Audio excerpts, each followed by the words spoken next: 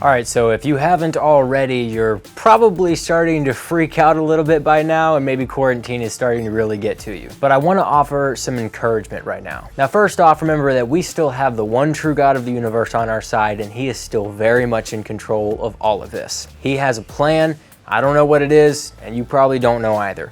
But in the midst of all of this chaos, we have no better option but to trust in him, because whether you believe it or not, he has proven his power over and over again. Now, of course, everybody is really missing normal life right now. We just miss hanging out with people. We miss going out to the movies. We miss going out to dinner. We just miss being with people. And it sucks that our churches cannot meet right now physically. And yes, while most of us can tune in online Sunday, that will never be an adequate substitute for meeting together and gathering with each other on Sunday mornings in person. But think about this for a second.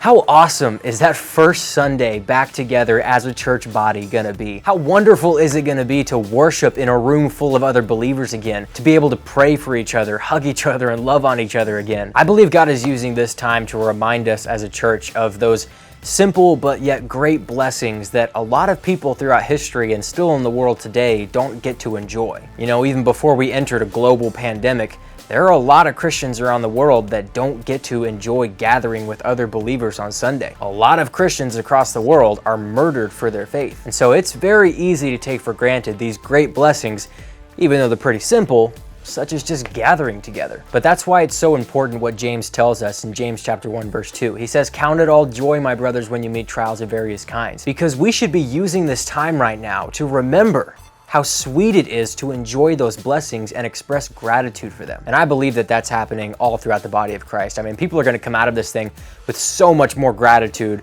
for the simple things that they once took for granted. Don't use this time to mope around and get depressed about the things you can't do right now. Instead, build up joy in your heart and a yearning to get back to those things that we once leisurely enjoyed, but hopefully after this, we'll participate in with much enthusiasm. I hope that's what's gonna happen after all of this. And above all else, guys, just remember, God is still in control, and we're gonna be fine. Thanks for watching.